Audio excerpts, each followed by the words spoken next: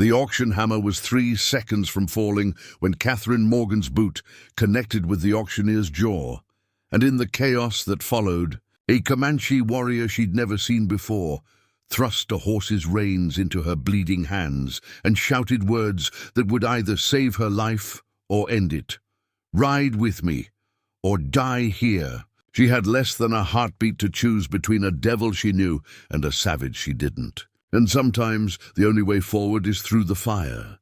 The San Antonio auction house stank of unwashed bodies, tobacco smoke, and desperation. Catherine Morgan had been standing on the wooden platform for 47 minutes, her wrists bound with rough hemp rope that had already rubbed her skin raw, while men with hungry eyes and fat wallets debated her value like she was a piece of furniture.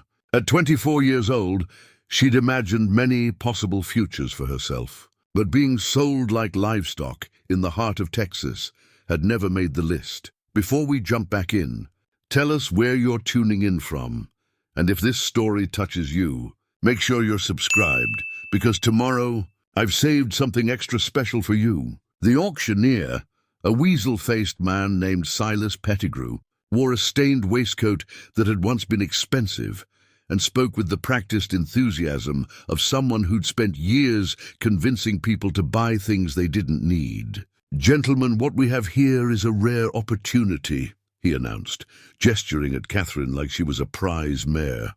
"A white woman of good breeding, educated, still young enough to bear children, and strong enough for hard labor. Her previous employer vouches for her cooking, cleaning, and general domestic capabilities." Catherine felt bile rise in her throat. Her previous employer was Marcus Blackwell, the San Antonio merchant who'd promised her honest work as a housekeeper after her father died, then spent 6 months making increasingly aggressive advances before finally deciding that if she wouldn't come to his bed willingly, he'd recoup his losses by selling her contract to whoever would pay. The fact that contract labor was supposed to be voluntary didn't matter much when the local magistrate was Blackwell's cousin, and the sheriff owed him money. The crowd gathered in the auction house was the usual collection of frontier scum, ranchers looking for cheap labor, saloon owners seeking pretty faces to draw customers, and worse, men whose intentions were written plainly in their leering expressions. Catherine recognized several faces from around San Antonio, men who'd propositioned her on the street, men who'd been told no and didn't like hearing it. "We'll start the bidding at $30, Pettigrew announced. "Do I hear 30? A man in the front row raised his hand.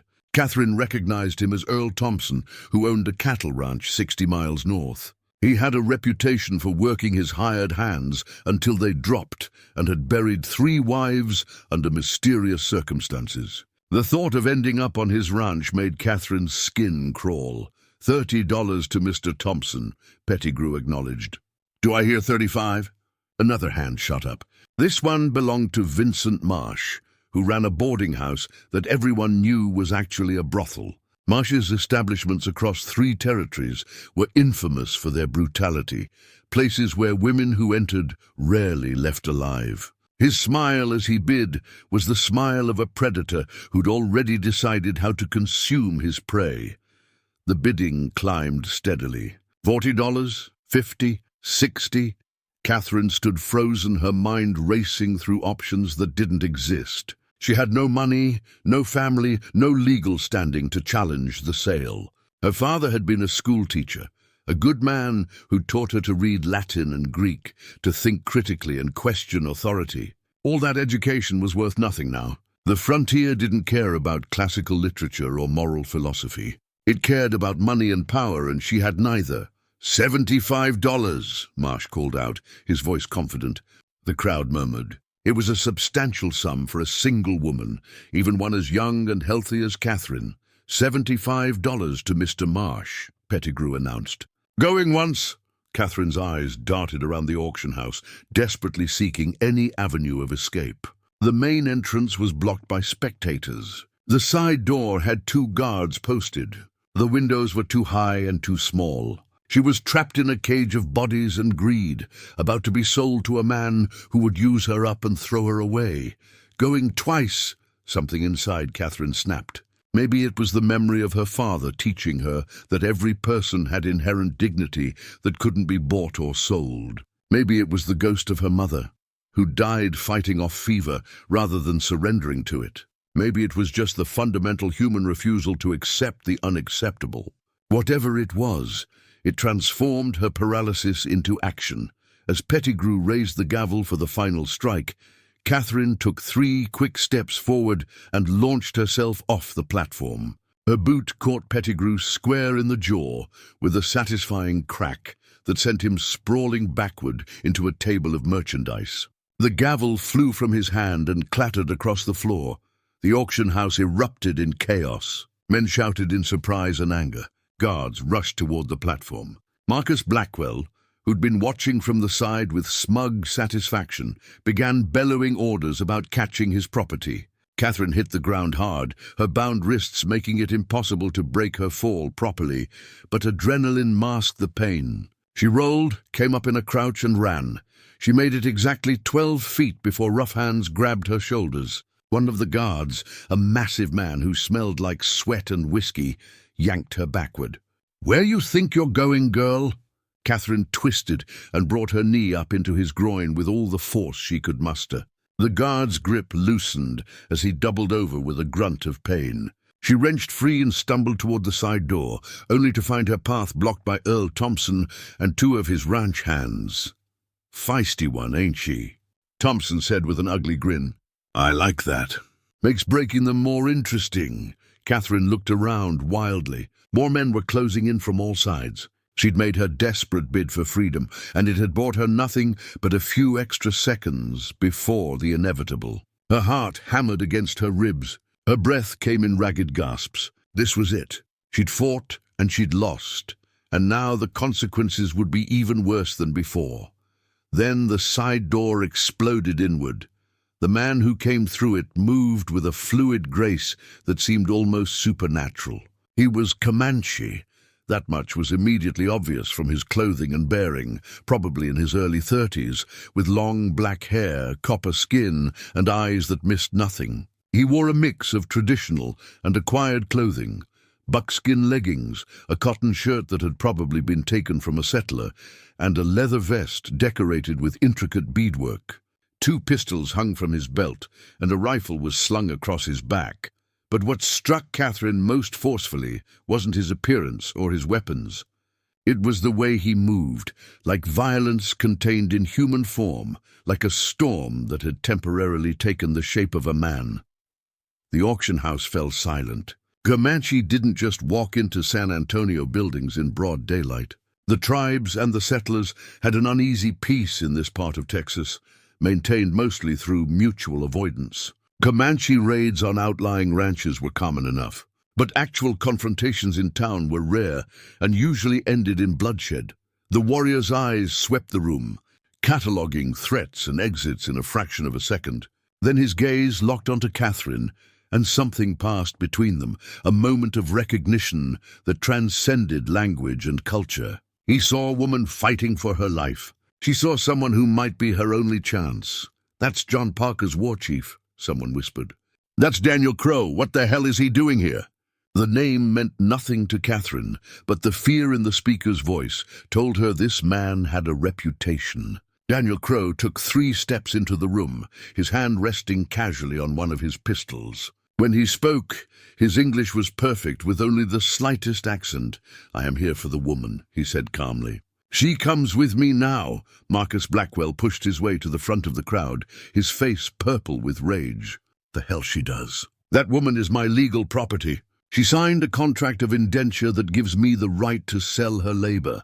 You can't just walk in here and—" "I can," Daniel interrupted, "and I will. You may try to stop me if you wish, but understand that if violence begins here today, it will not end in this room. My people are watching this building. If I do not walk out with this woman, they will assume I have been killed, and they will respond accordingly. How many of your citizens are you willing to sacrifice for one indentured servant?" The threat hung in the air like smoke. Catherine could see men calculating odds, weighing their desire to maintain order against their fear of Comanche retribution. San Antonio had grown comfortable in recent years, But everyone remembered the raids from a decade earlier, remembered farmhouses burned and families that disappeared into the Western Territories, never to be seen again. "This is extortion," the sheriff said, finally finding his voice. He was a portly man named William Hayes, known more for collecting bribes than enforcing laws. "You can't threaten a whole town." "I make no threat," Daniel replied. "I state fact. The woman leaves with me or many people die today. Choose." Catherine felt like she was watching the scene from outside her own body. This Comanche warrior she'd never met was offering her escape, but at what cost? The stories she'd heard about Comanche captives were nightmarish. Women taken as slaves, forced into brutal labor or worse, never seen by white society again. But then again, Vincent Marsh's brothel promised essentially the same fate, devil she knew or devil she didn't. Daniel's eyes found hers again, and he spoke directly to her for the first time. "You want to stay here, I will leave. You want to live free, you come now. Choose quickly, free." The word echoed in Catherine's mind. Was freedom really possible with a Comanche war chief? Or was he just offering a different kind of cage? But as she looked around at the men surrounding her, at Marsh with his predatory smile, at Thompson with his cruel eyes, at Blackwell with his possessive rage, she realized that staying meant certain destruction. Going meant possible freedom, or at least a different kind of ending. "Cut my bonds," she said. Her voice steadier than she felt. Daniel drew a knife with his free hand and crossed to her in 3 quick strides. The crowd tensed, hands moving toward weapons, but no one quite dared to start something that would inevitably end in massacre.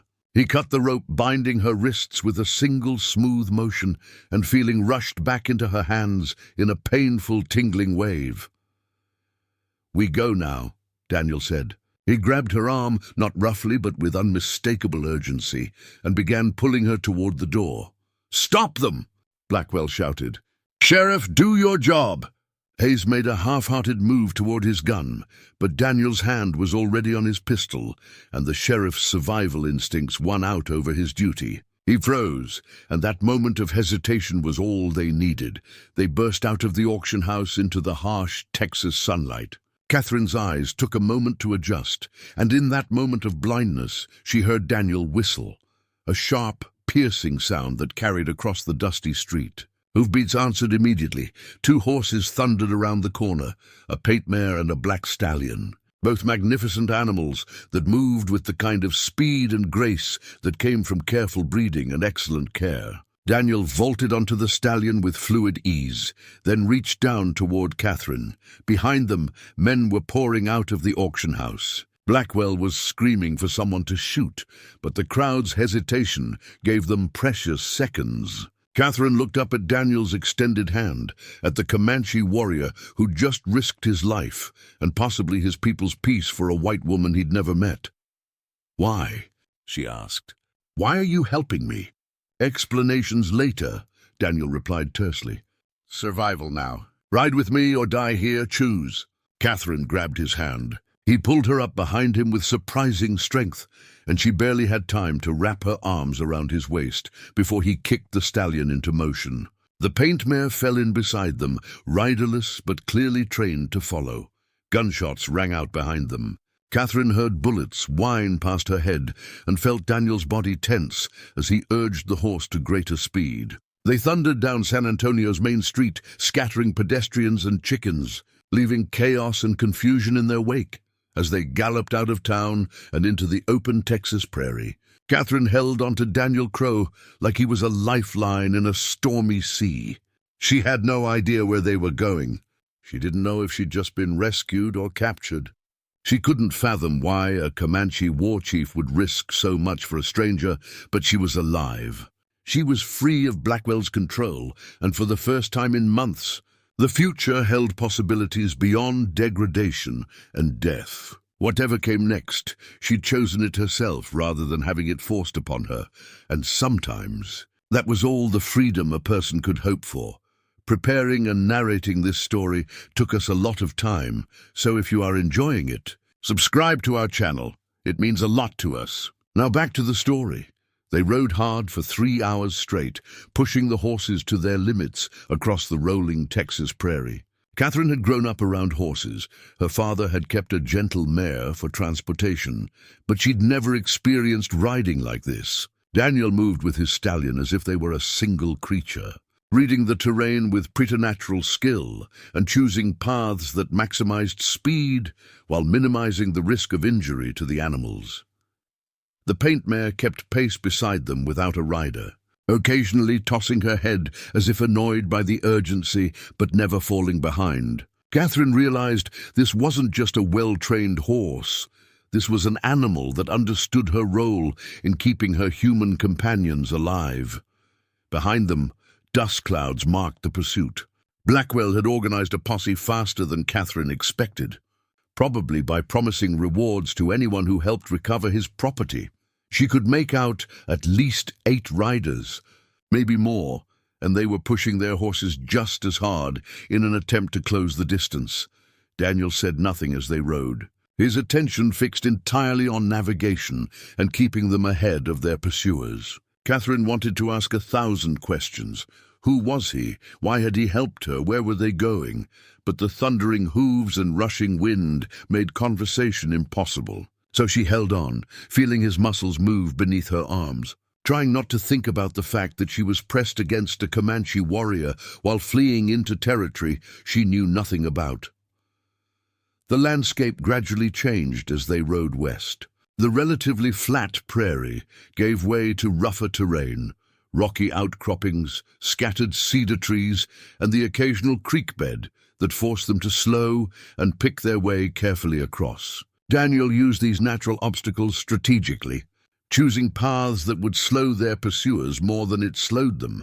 Finally, as the sun began its descent toward the horizon, Daniel guided them into a narrow canyon with steep walls on either side. He slowed the stallion to a trot, then a walk, his head turning constantly as he scanned the ridgeline above them. Catherine's legs trembled when he finally stopped and helped her dismount. She'd been gripping the horse so tightly that her muscles had locked in place. "We rest here," Daniel said, swinging down from the stallion with easy grace. 10 minutes, no more. Horses need water, we need water, then we ride again. Are they still following us? Catherine asked, her voice hoarse from dust and exertion. Yes, but they are not Texas Rangers or cavalry. They are town men, soft men who think money makes them powerful. They will give up when it becomes too hard or too dangerous. He led both horses to a thin stream that ran along the canyon floor. But we do not wait to see if I am right about this.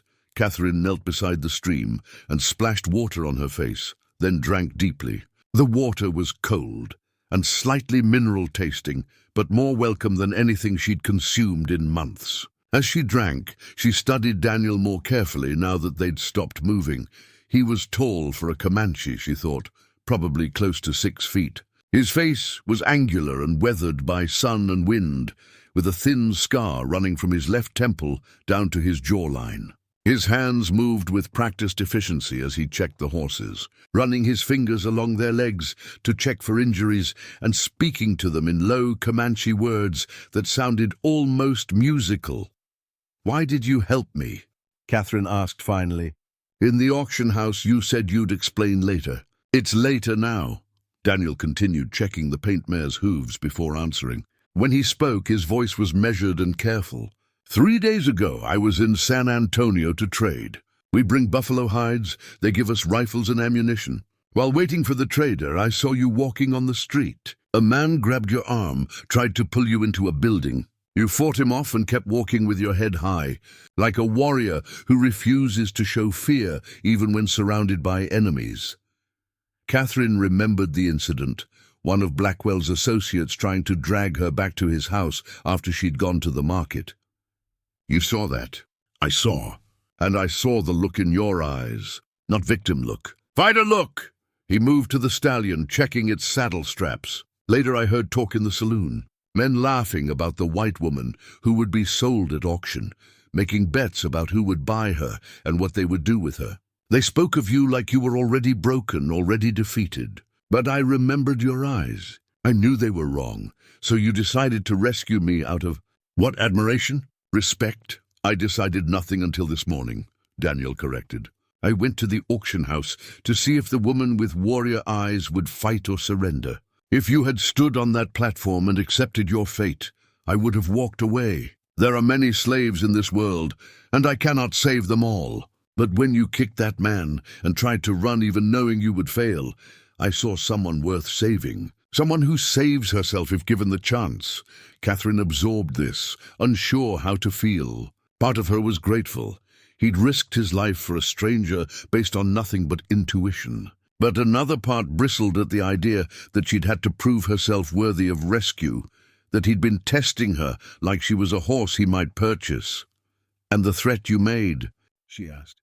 "About your people watching the building? About them attacking if something happened to you? Was that real?" Daniel's lips quirked in something that might have been amusement. "No, I came alone. But white men are cowards who fear Comanche raids more than they fear God. The threat only had to sound real to work. You bluffed an entire town." I told a story they wanted to believe. All the best lies are built on existing fears. He finished with the horses and turned to face her fully. "Now we must discuss what happens next.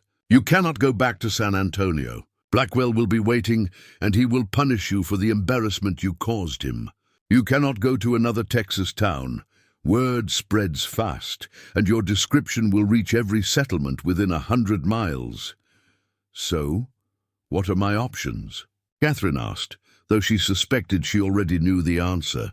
"You come with me to my people. We live in the Western Territories, beyond the reach of Texas law. You will be safe there, for a time at least. As what?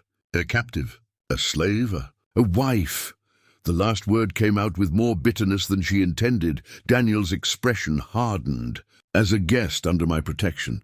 Comanche do not take captives the way your people tell stories about. Yes, we have taken women and children in raids, but they are adopted into families, given new names, taught our ways. Many choose to stay, even when given the chance to return. But you—" He paused, choosing his words carefully. "You would be free to leave when it is safe to do so. I give you my word on this. The word of a Comanche war chief," Catherine said. "Forgive me if I find that less than reassuring. Your people and mine have been killing each other for decades. Yes, and your people came to our lands, killed our buffalo, poisoned our water holes, broke every treaty they ever signed. You wish to discuss which side has more honor." Daniel's voice remained calm, but there was steel beneath it. "I do not ask you to trust me because I am Comanche. I ask you to trust me because I have shown you more honor in 3 hours than your own people showed you in 3 months. Catherine wanted to argue, but couldn't. He was right. Blackwell, Marsh, Thompson, all civilized white men who would have destroyed her without a second thought. This Comanche warrior had risked everything to give her a chance at freedom. Whatever his motives, his actions spoke louder than any of the pretty words she'd heard from so-called respectable men. "How far to your camp?" she asked finally. 3 days hard riding. Maybe 4 if we have to avoid patrols or other problems. The journey will not be easy. You are not used to long rides, and we cannot stop for long even when you need rest. "I'll manage," Catherine said, with more confidence than she felt. Her legs already ached from 3 hours on horseback, and the thought of 3 or 4 days of similar riding made her want to weep. But the alternative was going back, and that wasn't an option. Daniel studied her for a moment, then nodded. "We should go. Sun is setting, but we ride until dark, then rest a few hours and ride again before dawn. Your posse friends will stop for the night like civilized men. We will not." They remounted, and Catherine noticed Daniel handed her the reins of the paint mare this time. "You ride her now. She is trained for war and for long journeys. She will not throw you or panic, and she knows to follow my stallion, even if you do not guide her well." "What's her name?" Catherine asked, settling into the saddle with a wince as her sore muscles protested. "Name?" Daniel looked puzzled for a moment. "She is horse, fast horse. Good horse. You don't name your horses." "We name horses we expect to keep for many years, to breed or to become famous in battle. This mare," he shrugged, "she is young, still proving herself. If she lives and serves well, she earns a name. If not," He didn't finish the sentence, but the implication was clear. They rode on as twilight deepened into darkness. The moon rose, nearly full, providing enough light to navigate by, but also making them more visible to anyone still pursuing. Daniel chose their path carefully, sticking to rocky ground where hoofprints wouldn't show clearly. Using creek beds when possible to hide their trail, Catherine's world narrowed to the rhythm of the horse beneath her, the pain in her legs and back, and the dark silhouette of Daniel riding ahead. Her mind wandered, processing everything that had happened. This morning she'd been a prisoner, about to be sold into slavery. Now she was fleeing into Comanche territory with a warrior whose motivations she only partially understood. It should have terrified her. Instead, she felt something closer to exhilaration. For the first time since her father died, she was making her own choices. Even if those choices were limited to ride or die, she'd spent months being passive, being compliant, hoping that good behavior would somehow improve her situation. Kicking Pettigrew in the face and running had accomplished more in 10 seconds than 3 months of obedience. They rode until Catherine could barely stay in the saddle, her body swaying with exhaustion. Daniel finally called a halt in a small grove of cottonwood trees near a creek. "We rest now. 3 hours, maybe 4. Then we ride again before sunrise." Catherine slid from the mare and nearly collapsed. Her legs were rubber. Her back screamed in protest, and parts of her anatomy that she wasn't used to discussing throbbed with abuse. Daniel caught her elbow to steady her, his grip firm but not rough. "First long ride is always hardest," he said. "Tomorrow will hurt more, but you will be stronger. Day after that, stronger still. Pain makes you tough if you let it." "Wonderful," Catherine muttered. "Something to look forward to." Daniel allowed himself a brief smile, the first she'd seen from him. It transformed his face, making him look younger and less dangerous. "You have humor even when suffering. This is good. Humor keeps warriors alive when everything else says to give up." He unsaddled both horses and hobbled them so they could graze without wandering far. Then he pulled dried meat and something that looked like pressed berries from his saddlebag. "Eat, not much, but enough to keep strength." Catherine accepted the food and chewed slowly. The meat was heavily seasoned with something she couldn't identify, and the berry mixture was sweeter than she expected. It wasn't a civilized meal, but her stomach was grateful for anything. "You should sleep," Daniel said. "I will watch first, then wake you later to take a turn." "You trust me to stand watch?" Catherine asked, surprised. "No, but you need to learn, and there is no better teacher than necessity. If you see anything, wake me immediately. Do not try to handle problems yourself." He settled against a tree trunk, his rifle across his lap. "Sleep now. Tomorrow will be harder than today."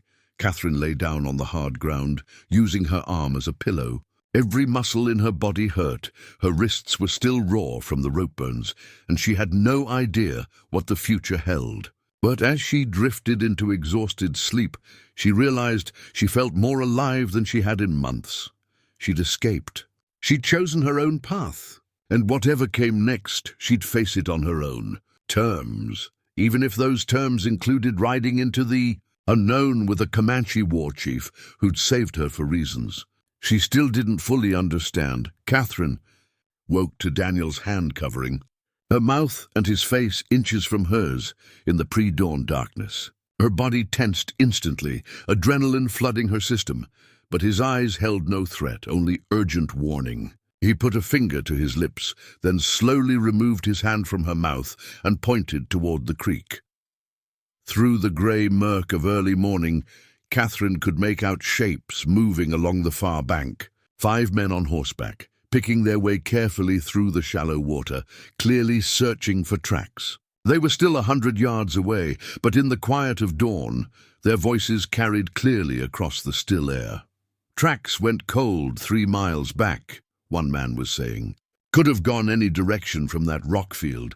Blackwell said $500 for whoever brings her back," another replied. "That's enough money to make it worth searching a while longer." Daniel's hand rested on his rifle, but he made no move to raise it. Instead, he gestured to Catherine to stay absolutely still and silent. The horses were hidden deeper in the cottonwood grove, and as long as no one made a sound, the searchers might pass without detecting them. Catherine held her breath as the men continued their conversation, debating whether to push further west or circle back towards San Antonio. Her heart hammered so loudly she was certain they'd hear it. One of the horses, she couldn't tell if it was the stallion or the mare, made a soft snuffling sound, and she saw Daniel's jaw clench. "You hear something?" one of the searchers asked. The men went silent, listening. Catherine could see them clearly now as the light grew stronger. One of them was Luther Morrison, a ranch hand she recognized from San Antonio. The others were strangers, probably men drawn by Blackwell's reward money rather than any loyalty to him. "Probably just a deer," Morrison said after a long pause. "This creek's full of game. We should check it out to be sure." "You want to go poking around in the brush when there might be Comanche nearby? That girl's not worth dying over, reward or no reward." The men argued quietly among themselves for another agonizing minute before finally deciding to move on. Catherine watched them ride downstream, their shapes gradually fading into the morning mist that rose from the water. She didn't dare move or speak until they'd been gone for at least 10 minutes. "That was too close," Daniel said quietly, finally relaxing his grip on his rifle. "They are more persistent than I expected. Blackwell must be offering serious money." $500, Catherine whispered. "That's more than most men in San Antonio make in a year. Then we have a problem. Men will search much harder for that kind of reward. We need to move faster, take more risks, and make our trail impossible to follow." He began saddling the horses with quick, efficient movements. "No more fires, no more rest stops near water where tracks show clearly. We ride hard today and hope to reach the territory where white posses fear to follow." "The Comancheria," Catherine said, using the Spanish term for Comanche territory. "Yes, once we cross into lands the army patrols cannot reach, your people will not follow. But that is still 2 days away if we push hard, 3 if we have to be careful. And being careful means being slow, which we cannot afford." They rode out as the sun broke over the horizon, painting the Texas sky in shades of orange and pink that would have been beautiful if Catherine had the energy to appreciate them. Her body had stiffened overnight, and every movement sent fresh waves of pain through her legs and back. Daniel noticed her grimacing as she mounted the paint mare, but said nothing, which somehow felt more respectful than offering false sympathy. The landscape grew rougher as they traveled west. The rolling prairie gave way to broken country, mesas and canyons, limestone outcroppings and scattered juniper trees that provided occasional cover but made fast riding treacherous. Daniel navigated it all with the confidence of someone who'd traveled these paths 100 times, choosing routes that balanced speed against visibility. Around midday, they encountered their first serious obstacle. A wide creek, swollen from recent rains, blocked their path. The water rushed past, with enough force to carry a horse off its feet if they tried to cross in the wrong spot. "We go upstream," Daniel said, studying the water. "Find shallow crossing. Will take extra time, but better than drowning." They'd gone less than a mile when Catherine spotted riders on the opposite bank. Not the same group from that morning. These men wore the blue uniforms of cavalry soldiers, and there were at least 15 of them. "Army patrol," Daniel said flatly. "This is very bad." They pulled back into a stand of juniper trees and watched as the soldiers made their way along the creek. An officer in the lead was consulting what looked like a map, pointing in different directions, while his men fanned out to survey the area. "Are they looking for us?" Catherine whispered. "No, looking for Comanche raiders. There was an attack on a ranch near Fort Mason last week. Army is searching for the warriors responsible." Daniel's expression was grim. "But if they see us, Comanche warrior with white woman, they will assume I am kidnapper. You are captive. They will try to rescue you and kill me. I'll tell them the truth, that you helped me escape, that I'm with you by choice." Daniel gave her a look that mixed skepticism with something like pity. "White woman tells soldiers she chooses to travel with Comanche. You think they will believe this? No, they will say you are confused, frightened, trying to protect your captor. They will take you back to San Antonio and deliver you to Blackwell. And they will kill me, slowly, as example to other Comanche who think they can take white women. Catherine knew he was right. The army's perspective would be shaped by decades of conflict and countless stories of captives taken in raids. The idea that she might actually choose to travel with a Comanche would be incomprehensible to them. Worse, her story about escaping an auction would sound like a fantasy or a lie meant to protect Daniel. So what do? She asked. We wait. Hope they move on. If they come this direction, we run and hope our horses are faster than theirs. He checked his rifle again, a gesture Catherine was beginning to recognize as habit whenever he was thinking through contingencies. If they catch us, you tell them I kidnapped you. You tell them you fought back, that you were trying to escape. Maybe they let you live. I won't lie to save myself while they kill you. Then you are foolish, Daniel said bluntly. My death is certain if they catch us. Your death is certain only if you refuse their rescue story. One of us surviving is better than both of us dying for principle. Before Catherine could respond, one of the soldiers shouted something and pointed in their direction. The officer raised his hand to shade his eyes, scanning the tree line where they were hidden. They saw something, Daniel said. Movement or sun reflecting off metal. Does not matter what. We ride now. They burst from the trees at a full gallop, abandoning any pretense of stealth. Behind them, Catherine heard the officer shouting orders and the cavalry responding. Within seconds, the soldiers were in pursuit, their larger horses covering ground quickly, despite the rough terrain. Daniel led them away from the creek and into the broken country, using every available piece of cover. They ducked through narrow canyons, where the cavalry had to slow or go single file. They scrambled up rocky slopes that favored the smaller, more agile Comanche horses. They wove through stands of cedar, so thick the pursuing soldiers had to spread out or lose sight of them entirely. But the cavalry had numbers and discipline. Every time Catherine thought they might have lost their pursuers, she'd look back and see the blue uniforms still there, relentlessly closing the distance. The officer leading them was good. He'd split his force into two groups, trying to box them in by predicting where they'd run. "Canyon ahead!" Daniel shouted over the thunder of hooves. "Narrow entrance, rocky walls. If we can reach it first, we can defend the approach and they cannot follow with their entire force. And if we don't reach it first, then we find out if you truly meant what you said about not lying to save yourself." They raced toward a gap in the rocks that looked barely wide enough for a horse. Catherine could see soldiers angling to cut them off, their horses stretching out in full gallop. It was going to be impossibly close. Daniel's stallion reached the canyon entrance 3 strides ahead of the nearest soldier. The paint mare followed, and Catherine had to duck her head as they squeezed through the narrow opening. Behind them, she heard a soldier curse as his horse balked at the tight passage. The canyon opened into a small box with steep walls on 3 sides, and the narrow entrance they'd just come through. Daniel leaped from his stallion and grabbed his rifle, taking position behind a boulder that gave him a clear view of the approach. "Get down," he ordered Catherine. "Stay behind rocks. Keep head low." She slid from the mare and pressed herself against the canyon wall, her heart racing. This was it. Trapped with nowhere to run, facing 15 soldiers who thought they were rescuing a captive from a savage kidnapper. The cavalry officer appeared at the canyon entrance on foot, his pistol drawn but not raised. He was a man in his 30s, with a weathered face and the cautious bearing of someone who'd survived too many ambushes to take anything for granted. "You in the canyon," he called out. "I'm Lieutenant James Cooper of the United States Cavalry. We know you have a white woman captive. Let her go and surrender peacefully, and you'll be treated fairly under military law."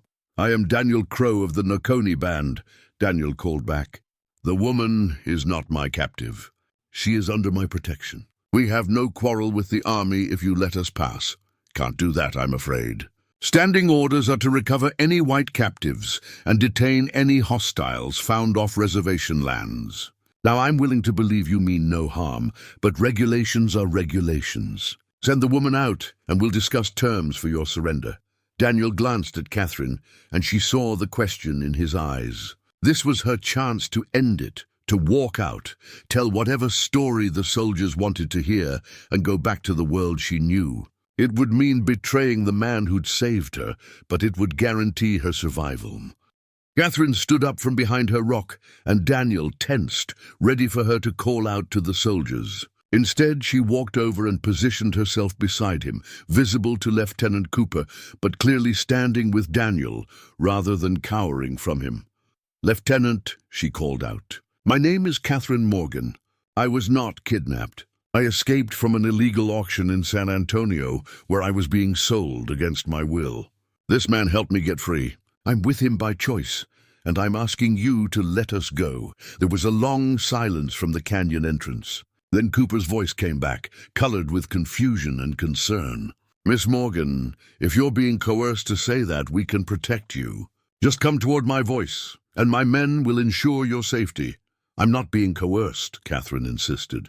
"I'm telling you the truth. Marcus Blackwell tried to sell me to pay his debts. This Comanche warrior saved my life when no white man would. Now please, just let us leave." "I can't do that, ma'am. If what you're saying is true, you can tell your story to the authorities at Fort Mason. But I have orders to recover white women found with Indians, and I intend to follow those orders. Now you have 1 minute to come out peacefully before I send my men in to extract you." Daniel raised his rifle, sighting down the barrel at the canyon entrance. "If they come in, many will die before they reach us." "Is that what you want?" Catherine felt panic rising in her chest. This was spiraling out of control, heading toward a bloodbath that would solve nothing. The soldiers weren't evil men. They were just following orders based on assumptions that made sense in their world. But those assumptions didn't account for situations like hers. "Wait," she called out. "Lieutenant Cooper, I have proof of what I'm saying. Marcus Blackwell signed papers documenting my contract of indenture. He sold that contract to Vincent Marsh at auction. There were dozens of witnesses. If you take me back to San Antonio and investigate, you'll find I'm telling the truth. And in the meantime, you stay with the Comanche." Cooper sounded skeptical.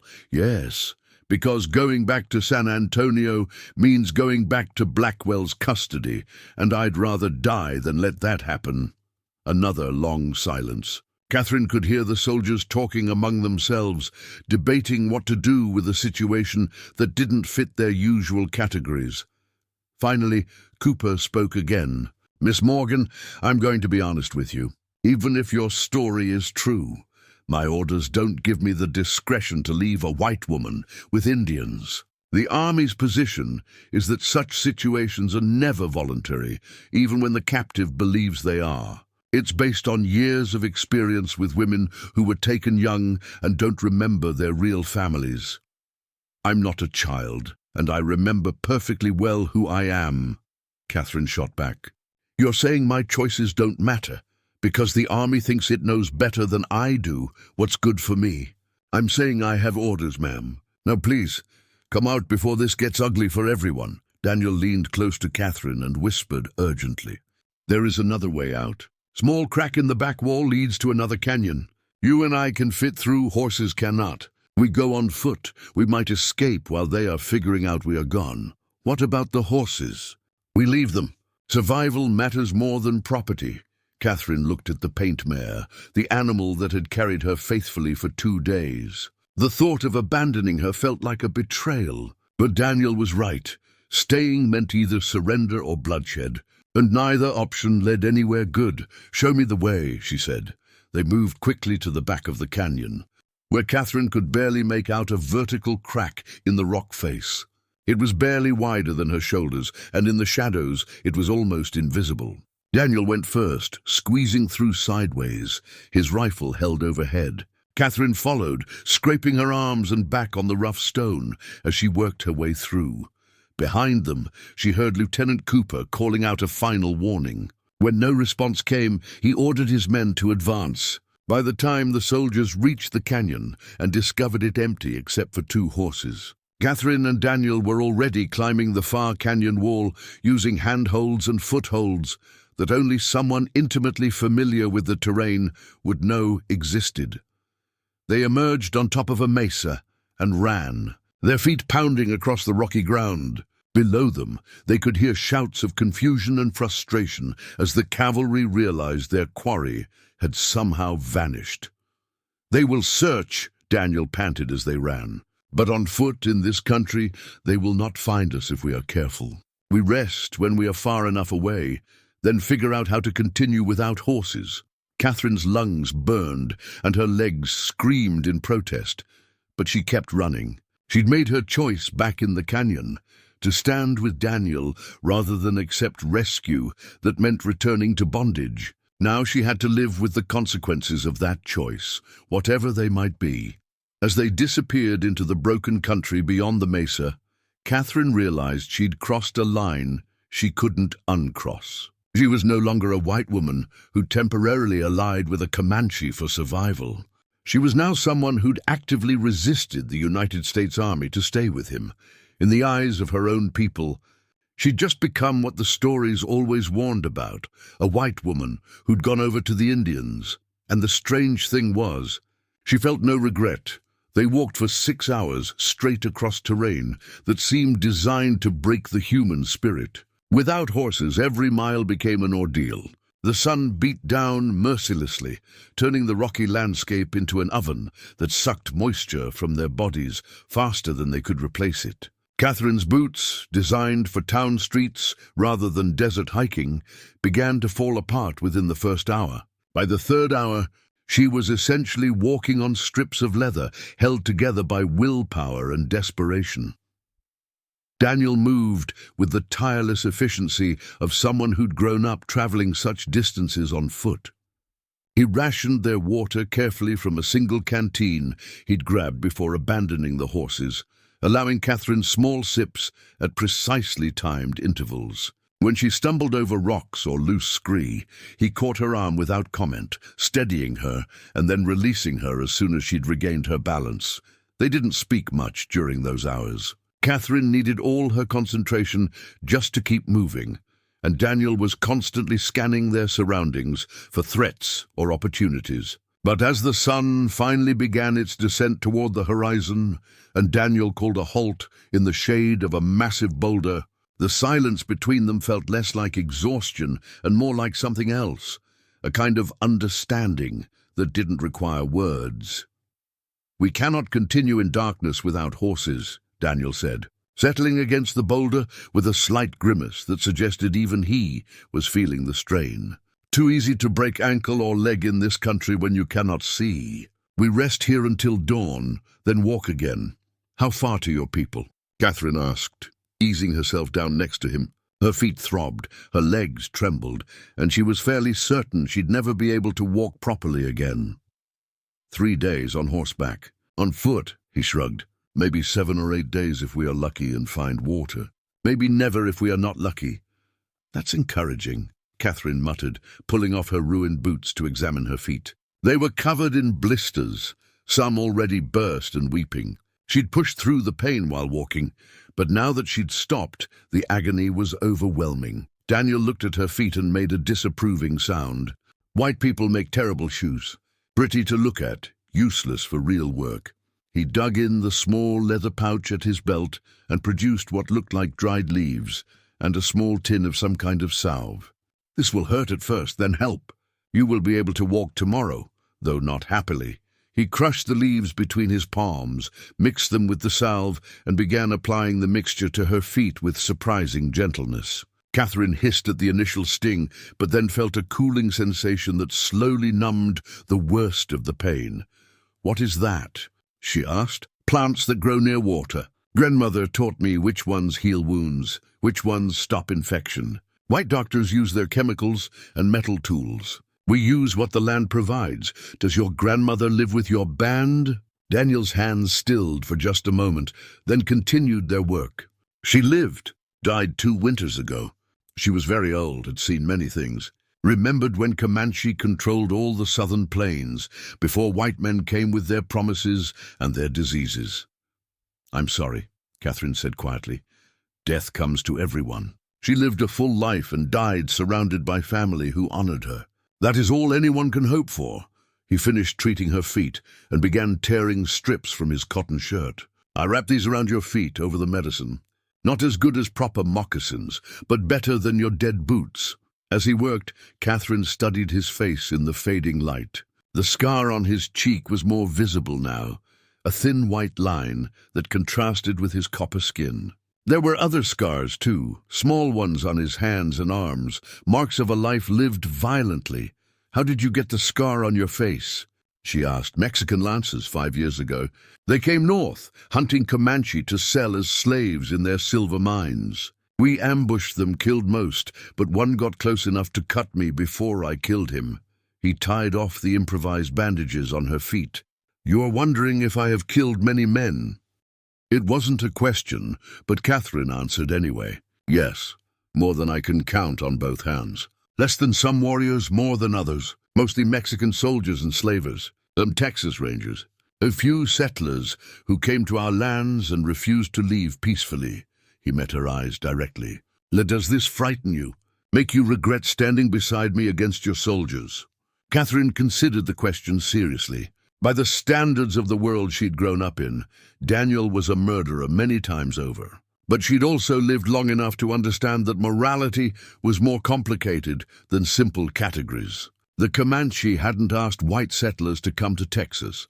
They hadn't signed treaties promising to give up their lands and their way of life.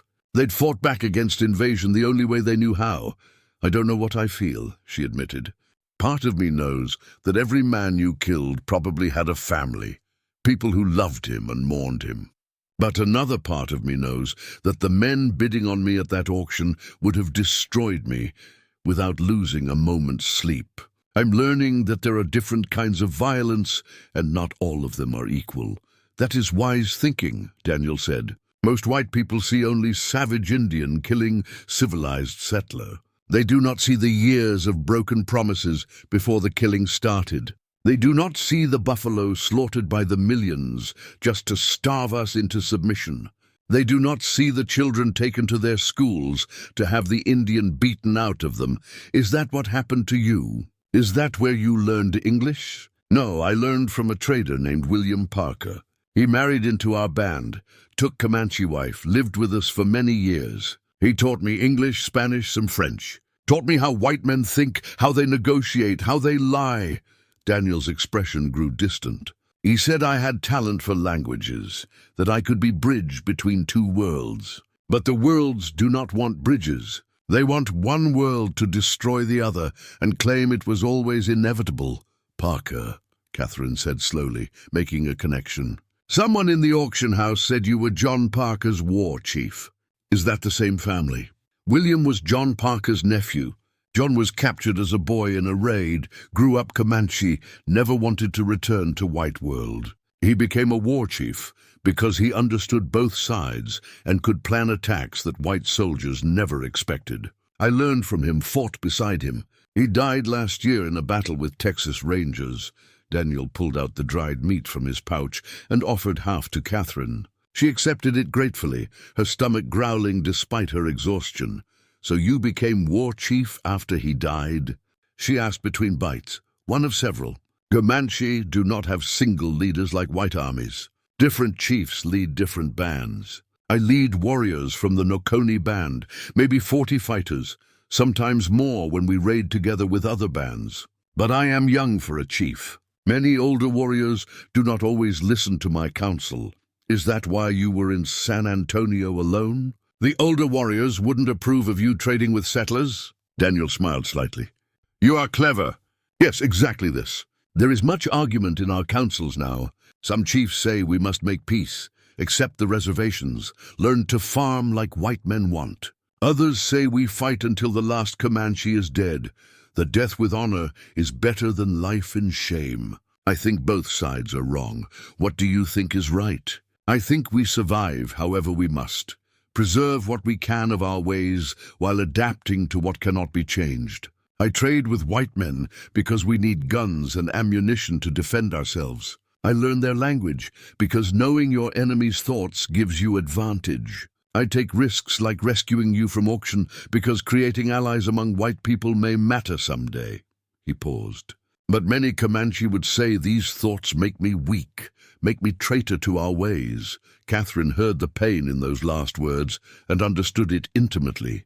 She'd been called traitor too, in the canyon when she chose to stay with Daniel rather than accept the cavalry's rescue. Both of them were caught between worlds that demanded absolute loyalty and punished any hint of compromise. The war chief who threatened the auction house, she said quietly. You told them your people were watching, that they'd attack if anything happened to you. But you came alone. Did you lie, because you knew your own people wouldn't approve of what you were doing? Daniel looked at her with something like respect. You see too much. Yes, if I had asked permission to help white woman escape from her own people, the council would have forbidden it. They would say it brings unnecessary risk, creates problems we do not need. So I went alone, told my war party I was scouting in San Antonio for trading opportunities. When I return with you, there will be anger, questions, possibly punishment. Then why did you do it? Why risk your position, your standing with your people for a stranger? Daniel was quiet for a long moment, staring out at the darkening landscape. When he finally spoke, his voice was softer than Catherine had heard it before. Because I am tired of watching strong people be broken by those who should protect them. My sister was taken by Mexican slavers when she was 12. We never found her, never knew if she lived or died in their minds. When I saw you on that auction platform, I saw her. I saw every Comanche woman and child taken and sold. And I thought, this time I can stop it. This time I can save one person from that fate. He turned to look at her. Selfish reason, maybe. I saved you to feel less helpless about the sister I could not save. Catherine felt something shift in her chest, a wall she'd been maintaining crumbling without her permission. This wasn't a noble savage from a romantic story or a bloodthirsty warrior from a cautionary tale. This was a complicated man carrying his own grief and trauma, trying to find meaning in a world that seemed determined to destroy everything he loved. I don't think that's selfish, she said quietly. I think it's human. They sat in silence as the stars emerged overhead, more stars than Catherine had ever seen in her life. Without the light pollution of towns or the obstruction of buildings, the night sky revealed itself in its full glory, a river of light stretching from horizon to horizon. My father used to tell me the Greek myths about the constellations, Catherine said, looking up. Stories about gods and heroes and monsters, all of them up there in the stars, immortalized forever. Comanche tell different stories about the same stars, Daniel replied. We see the path of spirits, the hunting grounds where warriors go after death, the campfire smoke of our ancestors. Same stars, different meanings. Maybe that's the problem, Catherine said. Everyone looks at the same things and sees something completely different. Then they fight about whose vision is the true one. Or maybe the problem is believing there is only one truth, Daniel countered. Stars can be Greek heroes and Comanche spirits both. Land can be sacred to one people and profitable to another.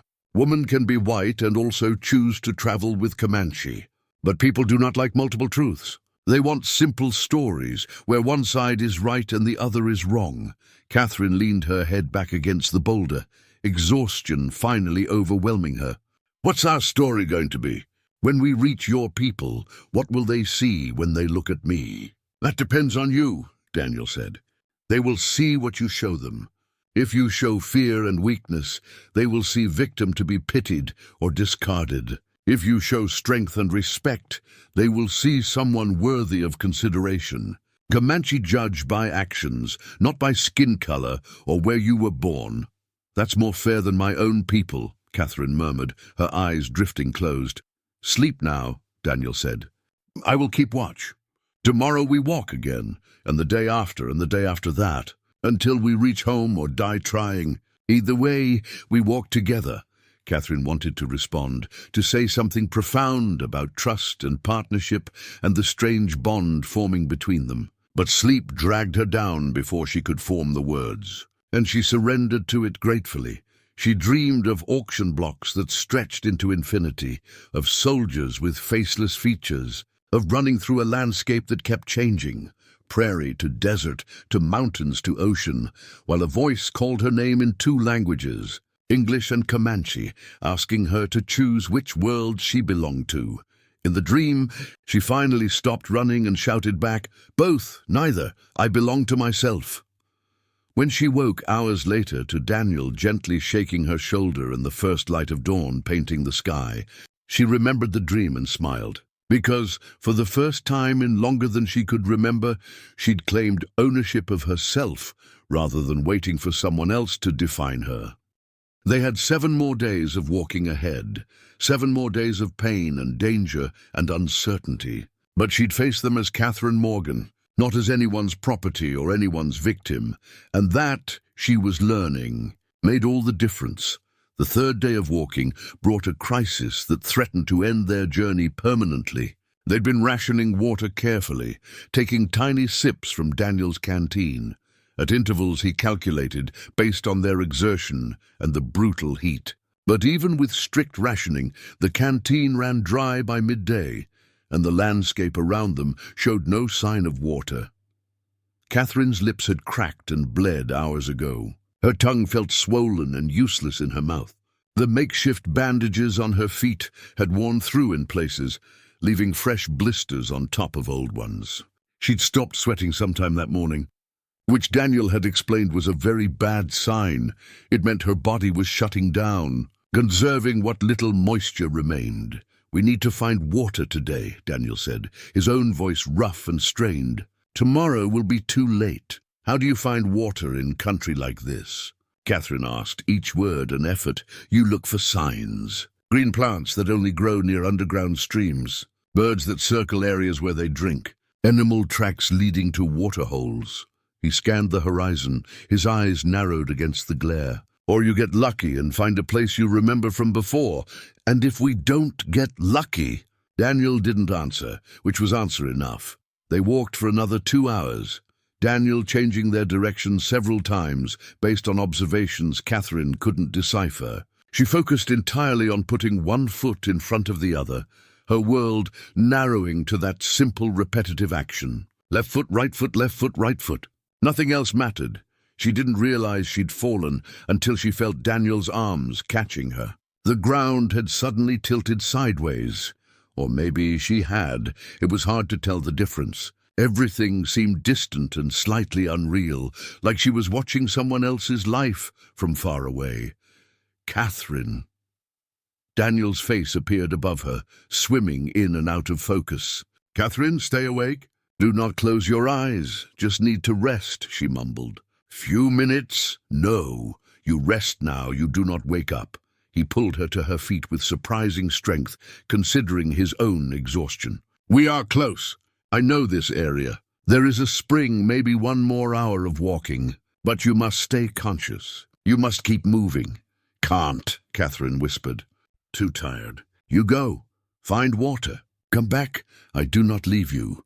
Daniel's voice was fierce, almost angry. "You understand? I do not save you from auction just to watch you die in desert because you gave up. Now walk!" He half-carried, half-dragged her forward. Catherine's feet moved automatically, muscle memory taking over where conscious will had failed. She was vaguely aware of the landscape changing, more vegetation, scattered cottonwood trees, the smell of something green and alive. Then she heard the most beautiful sound in the world. Running water. Daniel brought her to a small spring that bubbled up from between rocks and formed a clear pool before disappearing underground again. He eased her down beside it and cupped water to her lips with his hands. "Slow," he instructed. "Small sips. Too much too fast, you will vomit and waste it." The water was cool and sweet and felt like salvation. Catherine wanted to plunge her entire face into the pool and drink until her stomach burst, but Daniel controlled her intake with careful precision. "Small sip, wait, another small sip, wait." After the 5th sip, he made her stop completely. "We rest now. Let your body adjust. In 10 minutes you drink more." He refilled the canteen, then stripped off his shirt and soaked it in the water before draping it over Catherine's head and shoulders. The cool wetness against her overheated skin felt like the greatest luxury she'd ever experienced. "You should have left me," Catherine said when she could speak clearly again. "I was slowing you down. You could have reached water hours ago if you'd been alone." "This is white people thinking," Daniel replied, soaking his own head in the spring. "Individual survival above all else. Comanche think differently. We survive as bands, as families. One person alone in this land dies quickly. People together have a chance." He sat back, water dripping from his hair. "Besides, I told you already, I do not abandon people I choose to protect." Over the next hour, they gradually rehydrated, drinking in careful increments while their bodies adjusted. Daniel refilled the canteen multiple times and soaked their makeshift foot wrappings to clean and cool them. As Catherine's head cleared and the immediate crisis passed, she began to notice other things about their situation. "We're being watched," she said quietly. Daniel didn't look surprised. "Yes, for the last mile. 3 men, maybe 4. They are good at hiding, but not good enough. Comanche. No, Apache, I think. This is edge country where territories overlap. Apache sometimes hunt here, sometimes Comanche. Sometimes we fight over it, sometimes we ignore each other. Depends on the season and whether there are bigger enemies to worry about. Are they enemies? Depends on their mood and what they want." Daniel's hand rested casually near his pistol, a gesture Catherine now recognized as his way of preparing for trouble while appearing relaxed. "They are deciding if we are worth approaching or worth leaving alone." The decision came 10 minutes later when 4 men emerged from the rocks surrounding the spring. They were Apache warriors, lean and hard-looking, dressed in a mixture of traditional and acquired clothing similar to Daniel's own outfit. The man in front was older, maybe 50, with grey streaking his long black hair and the bearing of someone accustomed to command. He spoke in a language Catherine didn't understand. Apache, she assumed, and Daniel responded in the same tongue. The conversation went back and forth for several minutes, the tone neither hostile nor friendly, just businesslike. Catherine sat very still, acutely aware that her presence was probably the main topic of discussion. Finally, the Apache leader switched to English. Whether for Catherine's benefit or just to practice the language, she couldn't tell. "You are Daniel Crow. I know your reputation. You raid with the Nokoni. You trade with white men. You think you can walk between 2 worlds." "I am," Daniel replied calmly. "And you are Grey Wolf of the Mescalero. Your reputation travels far as well." "This white woman. She is captive or something else?" "Something else. She travels with me by choice." Grey Wolf studied Catherine with eyes that missed nothing. "White women do not travel with Indians by choice. She is addled in the head, perhaps. Hit too hard during capture?" "I wasn't captured," Catherine said, finding her voice.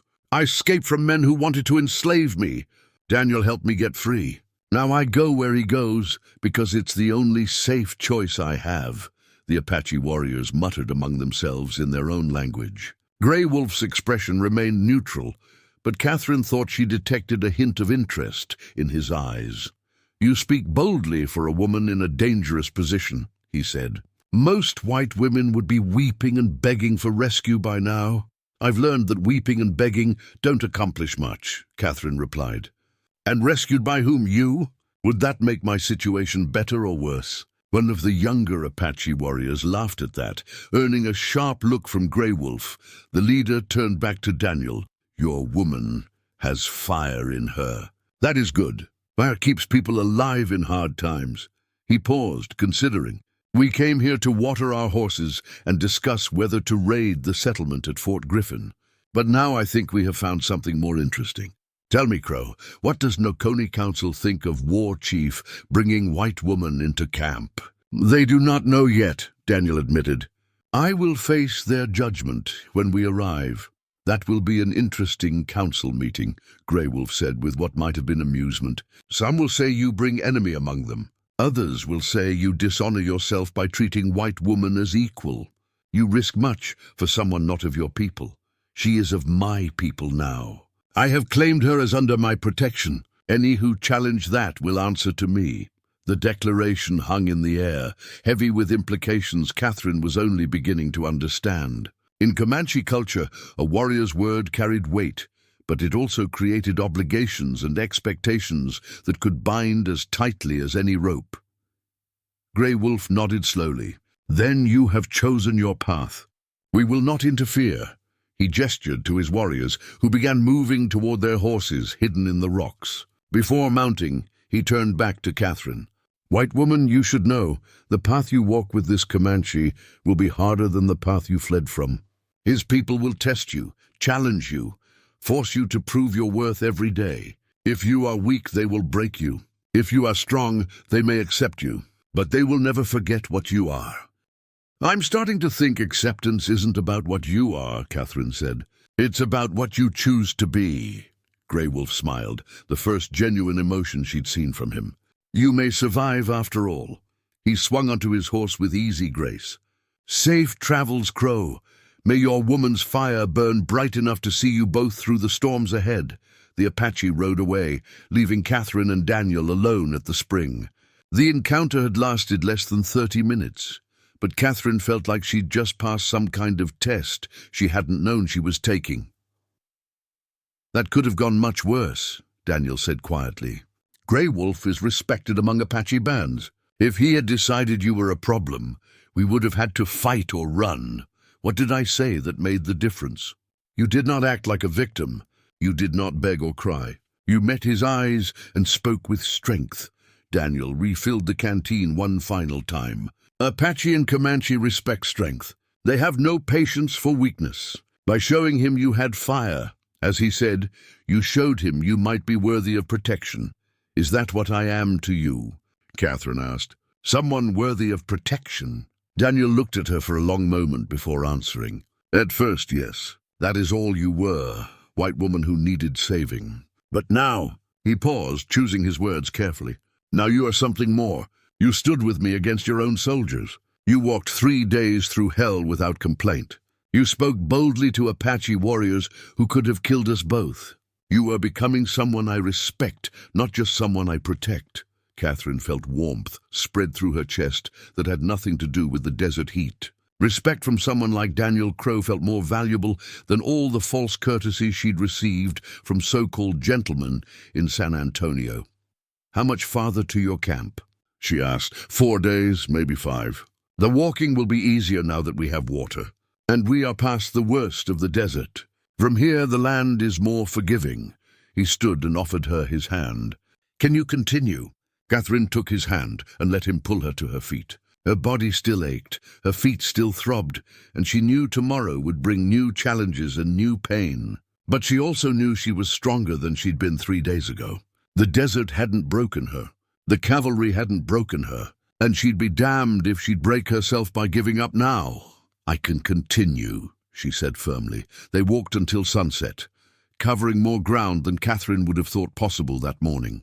Daniel found them shelter in a small cave formed by overhanging rocks, and they shared the last of his dried meat while watching the stars emerge. "Tomorrow we hunt," Daniel said.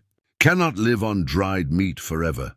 You will learn to help prepare game. Comanche women are expected to work, preparing hides, making clothing, preserving meat. If you come to my camp, you will need these skills." "Teach me," Catherine said. "I learned Greek and Latin from my father. I can learn practical skills just as easily." "Greek and Latin," Daniel repeated, sounding amused. "What use are dead languages in the living world?" "My father believed education made you human, that knowing history and philosophy helped you think clearly about the present. My grandmother believed knowing which plants heal and which plants kill made you human. That understanding the land helped you survive in the present." Daniel leaned back against the cave wall. "Different peoples, different wisdom. Perhaps both are necessary." "Perhaps," Catherine agreed. "Though I have to admit, your grandmother's knowledge seems more immediately useful right now than my ability to read Plato." "What is Plato?"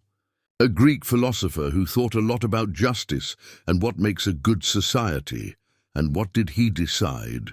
Catherine thought back to her father's teachings, to long afternoons spent parsing ancient texts. He thought that justice meant everyone having a role they were suited for, and that the ideal society was one where everyone did their part for the common good. "That sounds like Comanche thinking," Daniel said. Everyone contributes according to their abilities. Warriors protect, women maintain camp, elders teach wisdom, children learn, all parts working together for band's survival. Except Plato also thought that some people were naturally suited to rule, and others were naturally suited to be ruled. That some men were gold and some were bronze, and you could tell which was which by their birth. Daniel made a dismissive sound. Then your Plato was a fool. Comanche know that courage and wisdom come from actions, not from birth. We have seen children of great warriors become cowards, and children of unknown families become legendary chiefs. Birth gives you starting point, but you make yourself through choices. Catherine smiled in the darkness. I think I like Comanche philosophy better than Greek philosophy. Good, Daniel said. Because in 4 days you will be living it. They fell silent after that, each lost in their own thoughts about what awaited them at the end of their journey. Catherine knew Daniel was right about the challenges ahead. She'd be an outsider among people who had every reason to hate and distrust whites. She'd have to prove herself worthy of acceptance through actions, not words, but as she drifted toward sleep, listening to the night sounds of the desert and feeling safer than she had in months. Catherine realized something fundamental had changed inside her. She was no longer running from something. She was walking towards something, a new life, a new identity, a new understanding of who she could become. The auction platform in San Antonio felt like it belonged to someone else's story now. That frightened girl waiting to be sold had died somewhere in the desert and been reborn as someone stronger, someone who could face Apache warriors without flinching and walk for days through hell without breaking. Tomorrow would bring new tests. The days after that would bring even harder ones. But Catherine Morgan was learning that she was capable of more than she'd ever imagined, and that knowledge was more precious than all the gold in Texas. The Noconi camp appeared on the 5th day of their journey, nestled in a valley between 2 low ridges, where a stream provided water and the terrain offered both protection and visibility. Catherine spotted the teepees first, dozens of them arranged in loose clusters, their buffalo hide coverings painted with symbols and designs she didn't understand. Smoke rose from cooking fires, and she could hear the sounds of daily life drifting up from the valley, children laughing, dogs barking, women calling to each other, the rhythmic sound of someone working leather. Daniel stopped on the ridge overlooking the camp, and Catherine saw his body tense in a way she'd learned to recognize. He was preparing for confrontation, calculating odds, readying himself for whatever reception awaited them. We wait here, he said. They have already seen us. Sentries spotted us an hour ago and sent runners to camp. The council will decide whether we approach or whether they send warriors to meet us away from the women and children. Why wouldn't they let us approach? Catherine asked, though she suspected she knew the answer. Because I bring a white woman into their home. Some will see this as insult, as betrayal, as bringing enemy among them. There will be anger, he glanced at her. When we go down there, you stay close to me. You do not speak unless spoken to directly. You keep your eyes down to show respect. You do not touch weapons or horses or anything that might be seen as threat. You understand? I understand. If someone challenges you, insults you, pushes you, you do nothing. You show no anger, no fear, no weakness. You accept it as test and remain calm. Your survival depends on not giving them reason to justify killing you. Catherine felt her stomach clench with fear, but she nodded. I can do that. I know you can, Daniel said, and the confidence in his voice steadied her. You have survived worse than angry words and hard looks. Remember your fire. Just keep it banked and controlled. They waited on the ridge for nearly an hour before a group of riders emerged from the camp. 6 warriors, all armed, led by a man whose bearing suggested authority and whose face suggested he was not pleased with what he saw. They rode up the ridge in formation, a clear display of martial readiness that communicated the message, "We are ready for trouble if you bring it." The lead warrior was older than Daniel, probably in his early 40s, with broad shoulders and the kind of scars that spoke of decades of combat. When he spoke, his voice carried the weight of someone accustomed to being obeyed. Daniel Crow. "You left camp 5 days ago to scout trading opportunities in San Antonio. You return with white woman and no horses, no trade goods, no explanation." The warrior's eyes swept over Catherine with open contempt. "The council is very interested in hearing what happened." "I will explain everything to the council." "Running Bear," Daniel replied, his tone respectful but not submissive. "I ask permission to enter camp and speak before all who wish to hear." "You ask permission," Running Bear repeated, "as if you have the right to bring enemy among us and expect welcome. Some warriors say we should kill the white woman now, before she can lead soldiers to our camp. Others say we should kill you for betraying us. What do you say to these things?" "I say that fear makes men speak rashly. I say that killing without understanding shows weakness, not strength. And I say that the woman is under my protection, which means any who harm her must go through me first." The threat hung in the air between them. Running Bear's hand moved toward his weapon, but he didn't draw it. Catherine could see the calculation in his eyes, weighing whether to challenge Daniel here and now or bring the matter before the council, where status and politics would complicate the situation. "You have become arrogant." "Crow," Running Bear said finally. "John Parker's death left you without proper guidance. You think being young war chief gives you authority to make decisions that affect entire band. You are wrong. "Then let the council judge my decisions," Daniel replied. "That is proper way, not ambush on ridge where arguments cannot be heard and wisdom cannot be shared." Running Bear stared at him for another long moment, then jerked his head toward the camp. "Come, council is gathering. They will hear your story and decide your fate. And hers." He wheeled his horse around and started down the ridge, the other warriors falling in behind him. Daniel and Catherine followed on foot, walking between the mounted warriors in what felt uncomfortably like a prisoner escort. As they descended into the valley, Catherine became aware of activity stopping throughout the camp. Women paused in their work to stare. Children's games halted as they watched the strange procession. Dogs barked furiously until sharp commands silenced them. The hostility was palpable, a physical weight pressing against Catherine's skin. These people had lost family members to white soldiers and settlers. They'd seen their lands taken, their buffalo slaughtered, their way of life systematically destroyed by people who looked like her. And now she was walking into their camp under the protection of one of their war chiefs, asking them to accept her presence.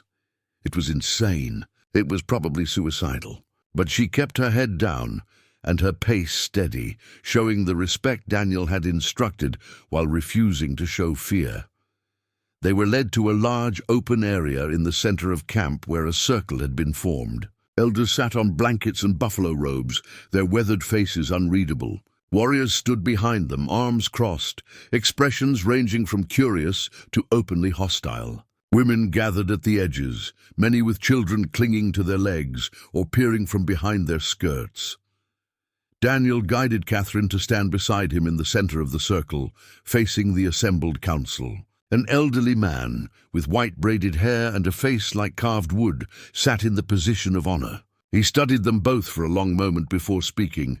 "I am White Thunder, principal chief of this band. You stand before us to explain actions that many consider treasonous. Speak, Daniel Crow, and may your words carry truth." Daniel stood tall, his voice clear and strong as he addressed the council in English. Catherine realized this was for her benefit, so she could understand what was being said about her fate. 5 days ago, I went to San Antonio, as I said I would. I intended to trade buffalo hides for ammunition and return quickly. While there, I witnessed something that demanded my attention. He described the auction, Catherine's attempted escape, his decision to intervene. He spoke plainly, leaving out nothing, including his own lie about Comanche warriors surrounding the building. "I brought this woman from San Antonio because she reminds me of my sister," Daniel concluded. "Taken by slavers, sold like property, destroyed by people who should have protected her. I could not save my sister, but I could save this woman, so I did. If that is treason, then judge me accordingly." The council erupted in angry voices, multiple people trying to speak at once. White Thunder raised his hand, and silence gradually returned. "Many questions arise from your story," the chief said. First, you risked exposure of our trading relationships in San Antonio by creating conflict. If white authorities investigate, they may pressure our contacts to stop dealing with us. How do you justify this risk?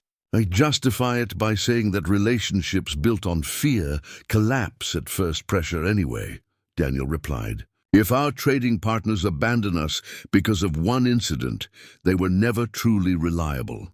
Better to know this now than discover it when we desperately need supplies. A woman's voice called from the edge of the circle, sharp with anger. You speak of your sister, but you dishonor her memory by comparing her to a white woman. White slavers took your sister. White soldiers killed your parents. And now you bring a white woman into our camp and ask us to accept her? Daniel turned to face the speaker, a woman in her 30s with grief etched deep in her face. I do not dishonor my sister's memory, Blue Sky Woman. I honor it by refusing to become what destroyed her. Mexican slavers took her because they saw her as property, not as person. If I look at this white woman and see only her skin color, not her humanity, then I am no better than the slavers. I become the thing I hate. Pretty words, Running Bear interjected. But words do not change facts. She is white. Her people kill our people. She does not belong here. She belongs nowhere else, Daniel countered. If I had left her in San Antonio, she would be slave by now, beaten and broken by men who bought her. If I had turned her over to cavalry, she would be returned to those same men. Where should she have gone, Running Bear? What choice did she have except to trust a stranger who offered help? She could have died, Running Bear said bluntly. Better one white woman dies than we risk exposure by sheltering her. The casual dismissal of her life sent a chill through Catherine, but she kept her face neutral, her eyes down. This wasn't about logic or justice. This was about pain and revenge and 1,000 grievances that had nothing to do with her personally, but everything to do with what she represented. White Thunder raised his hand again, silencing the murmuring that had started. The white woman has said nothing during these proceedings. Does she have no tongue? Or does Daniel Crow speak for her like she is child or property? Catherine felt Daniel's slight nod, permission to speak. She raised her eyes to meet White Thunder's gaze directly, remembering what Daniel had taught her about Comanche, respecting strength. I have a tongue, honored chief, she said clearly. I stayed silent because it seemed respectful to let others speak first. But if you wish to hear my words, I will offer them. Speak, White Thunder commanded.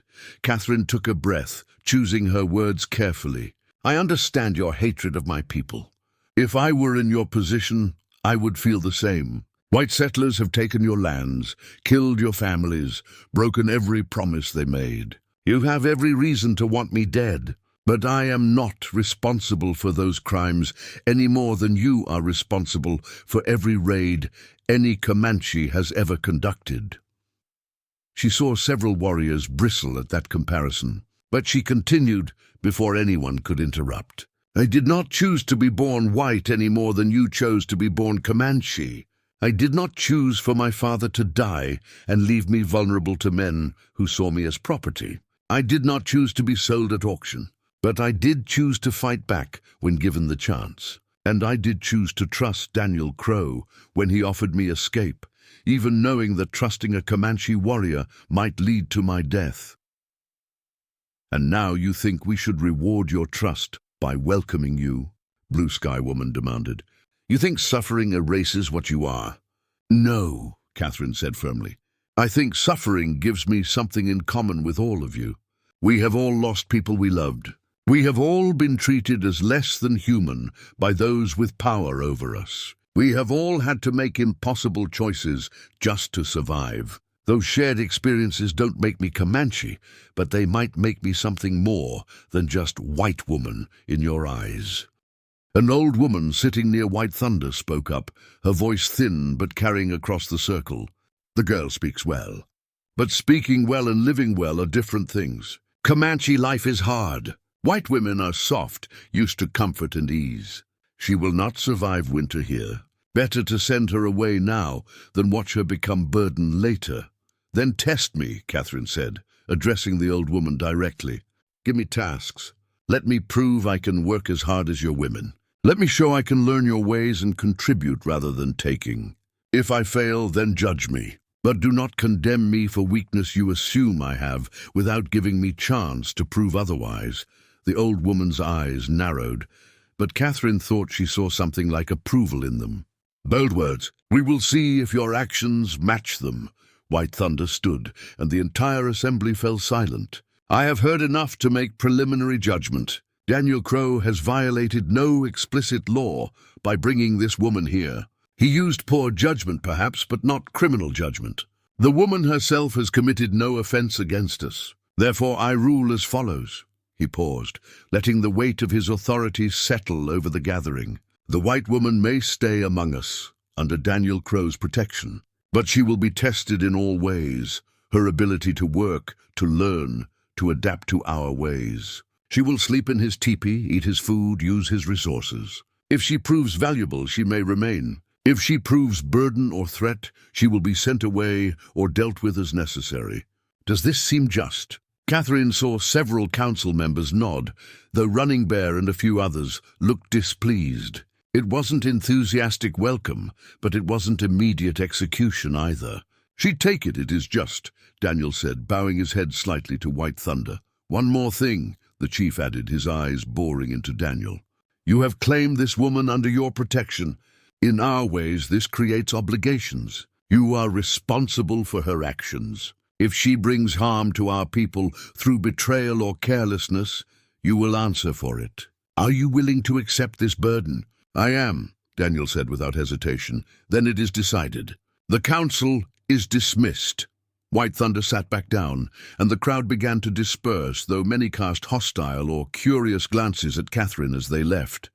Daniel touched her elbow gently. "Come, I will show you my tipi. You will rest there while I speak with some of the warriors privately. Do not leave the tipi unless I am with you. Some people will need time to accept your presence." As they walked through the camp, Catherine felt hundreds of eyes tracking her movement. Children stopped playing to stare. Women whispered to each other behind their hands. Dogs growled until their owners called them off. She was an alien presence in this place, a walking reminder of everything they'd lost and everyone who'd hurt them. Daniel's teepee was larger than most she'd seen, painted with symbols that probably represented his status and achievements. Inside, it was surprisingly comfortable. Buffalo robes for sleeping, a central fire pit, parfleches containing supplies and weapons, everything organized with military precision. "Rest here," Daniel said. "I will return before dark. Do not answer the door if anyone comes. Do not speak to anyone. Just wait. What happens now?" Catherine asked. "Now we see if your fire is hot enough to forge you into something new," Daniel replied. "Or if it burns you up instead. Either way, you are in the Comanche now. There is no going back." He left her alone in the teepee, and Catherine sat on a buffalo robe, processing everything that had just happened. She'd survived the council. She'd been given a chance to prove herself. But she was also completely dependent on Daniel's protection in a camp full of people who viewed her as enemy. She thought about the auction block in San Antonio, about Vincent Marsh's predatory smile and Marcus Blackwell's possessive rage. She thought about Lieutenant Cooper and his assumption that she needed to be rescued from her own choices. She thought about every man who'd ever tried to tell her what she was and who she should be. And then she thought about Daniel's words, "You are becoming someone I respect. Not just someone I protect." That was worth fighting for. That was worth enduring whatever tests lay ahead. Because respect earned through actions was infinitely more valuable than comfort gained through submission. Catherine lay back on the buffalo robe and closed her eyes. Tomorrow the real test would begin. Tonight she would gather her strength and prepare to prove that fire didn't always destroy. Sometimes it transforms. Catherine woke before dawn to the sound of someone calling Daniel's name outside the tipi. She heard him respond in Comanche, his voice alert despite the early hour. There was a brief conversation, then he turned to where she was sitting up on her buffalo robe. "Blue Sky Woman has come with your first test." Daniel said quietly. She is the same woman who questioned you at council. Her husband was killed by Texas Rangers 2 years ago. She has no love for white people, but she is also fair. If you work hard and show respect, she will teach you what you need to know. Catherine stood, her muscles still aching from days of walking, and straightened her torn dress as best she could. What kind of test? She will teach you to prepare buffalo hide for clothing and teepee repair. It is hard work that takes many hours. Your hands will bleed. Your arms will shake from exhaustion. But every Comanche woman knows this skill. If you cannot learn it, you cannot contribute to the band. They stepped outside into the gray pre-dawn light. Blue Sky Woman stood waiting, her face impassive.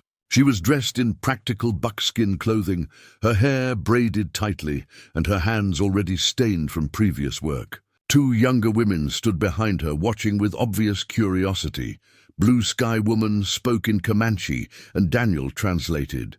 She says you will work until the hide is properly scraped and stretched, no matter how long it takes. She will demonstrate once, then you will do it yourself. She will correct your mistakes, but will not do the work for you. Do you understand? I understand, Catherine replied.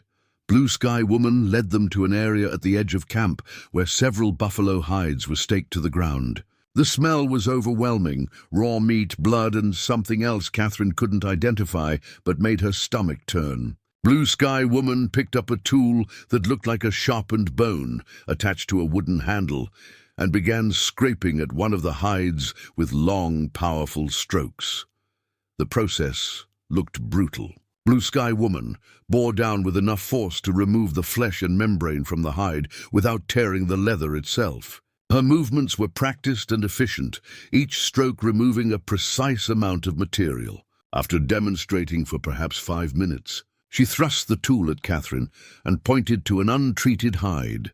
Catherine took the scraper, positioned herself as she'd seen Blue Sky Woman do, and began working. Within 30 seconds, she knew this was going to be agony. The tool was heavier than it looked, and getting the angle right required strength she didn't have in muscles she'd never specifically trained. Her first few strokes barely removed any material.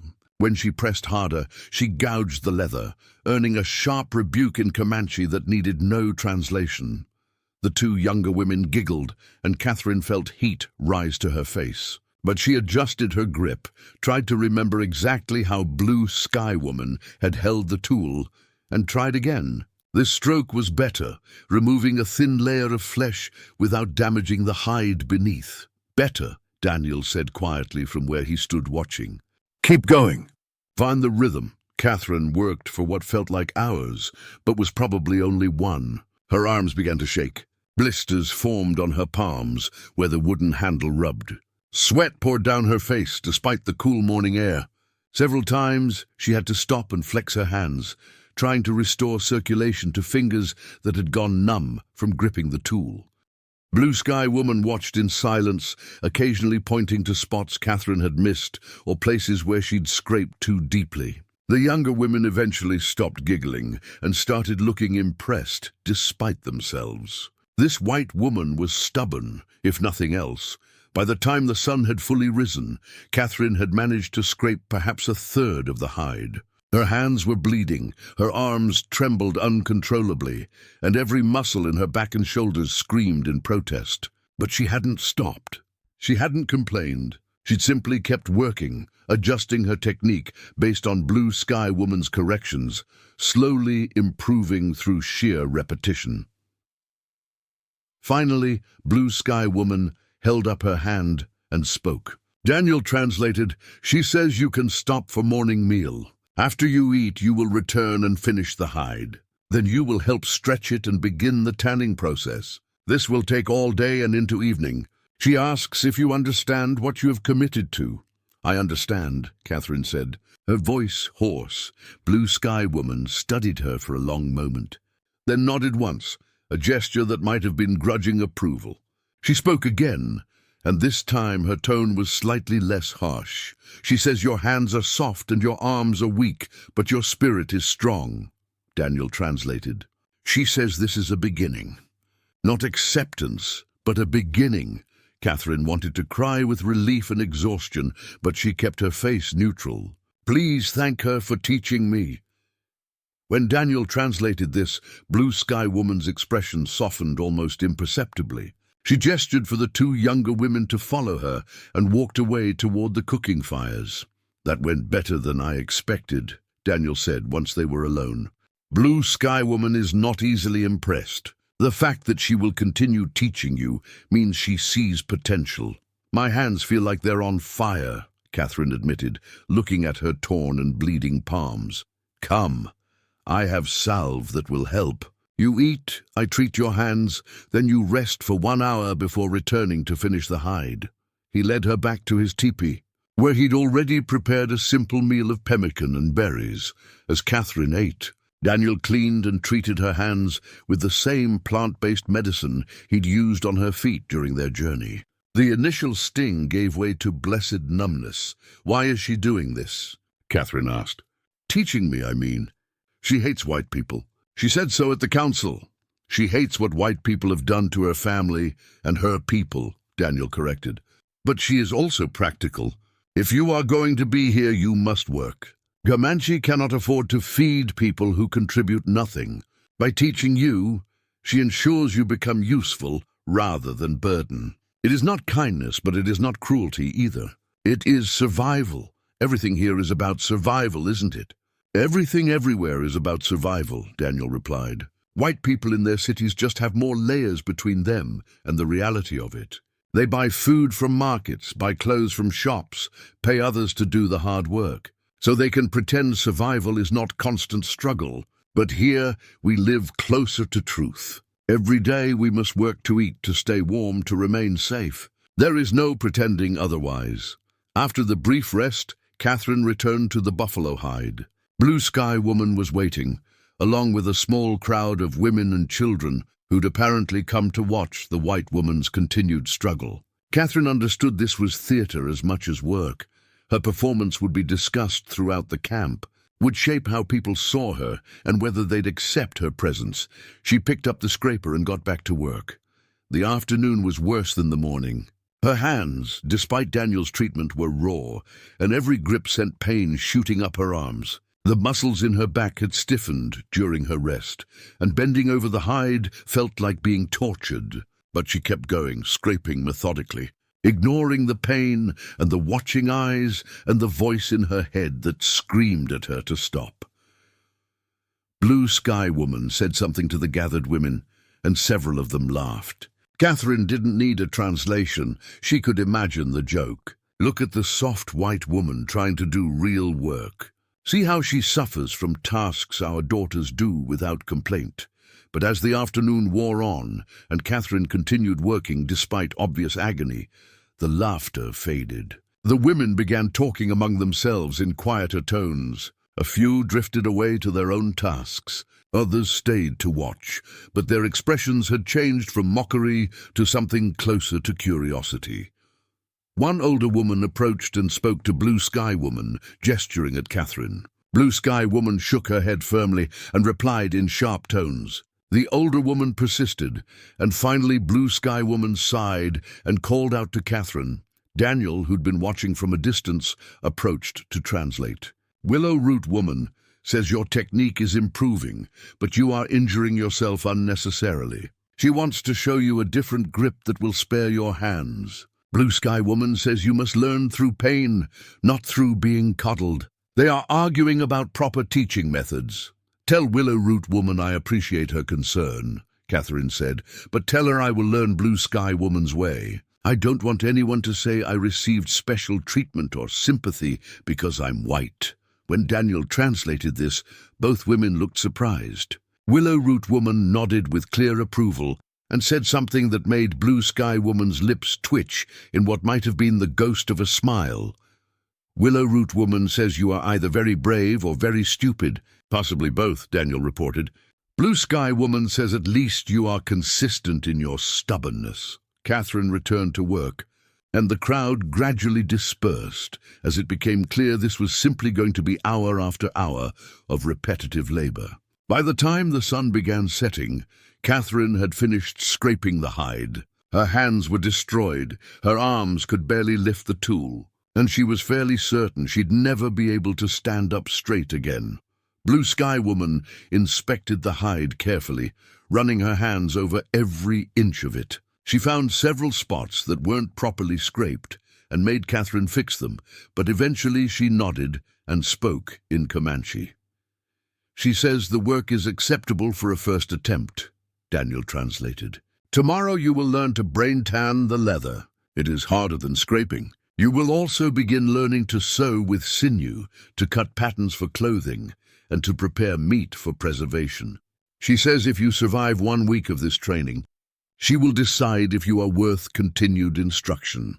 "Tell her I'll be here at dawn," Catherine said, though the thought of 5 more days of such work made her want to weep. That night, Catherine could barely move. Daniel had to help her back to the teepee, and she collapsed onto the buffalo robe like a puppet with cut strings. He brought her food, but she could barely lift her arms to eat. He treated her hands again, wrapping them in soft leather to protect them overnight. "You did well today," Daniel said quietly. "Better than many expected. Word is spreading through camp that the white woman has more strength than her appearance suggests."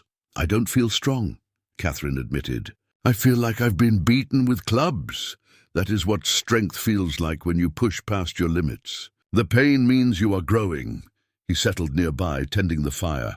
"Blue Sky Woman will not say this to you, but she told Willow Root Woman that she was impressed by your refusal of help. She said it showed honor, showed you were serious about learning properly rather than seeking shortcuts." "I'm serious because I have no choice," Catherine said. "If I fail these tests, where do I go? Back to San Antonio? Into the wilderness alone? I have to succeed here because every other option is death." "That is also true," Daniel agreed. "But there is difference between working from desperation and working with dignity. You could have cried, begged for mercy, played on sympathy. Some people would have respected that less, but some might have been moved by it. Instead, you chose to meet the challenge with strength. That was dignified choice." Catherine was quiet for a moment, processing this. "At the council, you said I reminded you of your sister. What was she like?" Daniel's expression grew distant. "Strong, stubborn, refused to accept limits that others tried to place on her. She wanted to be warrior, to fight alongside men. Grandfather forbid it. Said women's role was different but equally important. She agreed publicly, but privately she trained anyway. She could shoot arrows as accurately as any man, could ride as well, could track and hunt. What happened to her? She was 12 when slavers came. They attacked while most warriors were away on a raid. She fought, killed one man with his own knife before they overwhelmed her. They took her and 6 other children. We tracked them for weeks, but they crossed into deep Mexican territory where we could not follow in sufficient numbers. Without starting war, we could not win." His voice remained steady, but Catherine could hear the pain beneath it. "I never learned what happened to her, whether she died quickly or suffered for years. Not knowing is sometimes worse than knowing." "I'm sorry," Catherine said softly. "I told you before. I saved you partly to ease guilt about sister I could not save. But there is more truth now. You remind me of her, not just in circumstance, but in spirit. Same stubbornness, same refusal to surrender even when surrounded. My sister would have done exactly what you did today, worked until her hands bled, rather than accept pity or show weakness." Catherine felt tears threaten, but pushed them back. "Then I'll try to honor her memory by being worthy of the comparison." "You already are," Daniel said quietly. They sat in comfortable silence as the fire crackled and the sounds of the camp settling for the night drifted through the teepee walls. Catherine was exhausted beyond anything she'd ever experienced, in pain that made her teeth clench, facing 5 more days of similar trials. But she also felt something she hadn't felt in a very long time. Purpose. She was becoming someone new here. Not white woman pretending to be Comanche, but something else, someone who could exist between worlds, drawing strength from both while belonging entirely to neither. It was uncomfortable and painful and terrifying. It was also the first real freedom she'd ever known. "Daniel," she said as sleep began pulling her under. "Thank you for everything. "Thank you for choosing to stay," he replied. "For trusting me when you had every reason not to. For being brave enough to face this." Catherine wanted to say more, wanted to articulate the complex emotions swirling inside her, gratitude and fear and something else she couldn't quite name. But exhaustion claimed her before she could find the words, and she fell into deep, dreamless sleep. Tomorrow would bring new challenges, new pain, new tests of her resolve. But tonight, in a Comanche teepee under a vast Texas sky, Catherine Morgan slept more peacefully than she had since her father died, because for the first time in months she was exactly where she chose to be, becoming exactly who she chose to become, and that made all the difference in the world. 6 weeks passed in a blur of labor, learning, and gradual acceptance. Catherine's hands developed calluses thick enough to handle the roughest work. Her arms grew strong from scraping hides and hauling water. Her back straightened from carrying loads that would have crushed her on that first day. Blue Sky Woman's grudging approval evolved into something approaching respect, and other women began including Catherine in their daily routines without the initial hostility. But the real transformation happened inside Catherine's mind. She was learning to think differently, to see the world through Comanche eyes. The land wasn't something to conquer, but something to live with. Strength wasn't about domination, but about adaptation. Community wasn't about hierarchy, but about everyone contributing according to their abilities. She was sitting outside Daniel's teepee one evening, working on a pair of moccasins she was making under Willow Root Woman's instruction when Running Bear approached. The warrior had maintained his hostility throughout her time in camp, making his disapproval clear through glares and muttered comments. Catherine braced herself for another confrontation. "White woman," Running Bear said in halting English. "Council meets tomorrow. They decide if you stay or go. Daniel Crow cannot speak for you this time. You must speak for yourself." Catherine's hands stilled on the moccasin. "I understand. You understand nothing," Running Bear said, his voice harsh. "You think learning to scrape buffalo hide makes you Comanche? You think 6 weeks of work erases what your people have done to us? You are still white. You will always be white. And white people destroy everything they touch." Before Catherine could respond, Daniel emerged from the teepee, his expression dangerous. "You have made your feelings clear many times, Running Bear. The council will judge tomorrow. Tonight, leave her in peace." "Peace," Running Bear spat. "There is no peace while she is here. She is like a disease that looks harmless until it kills you."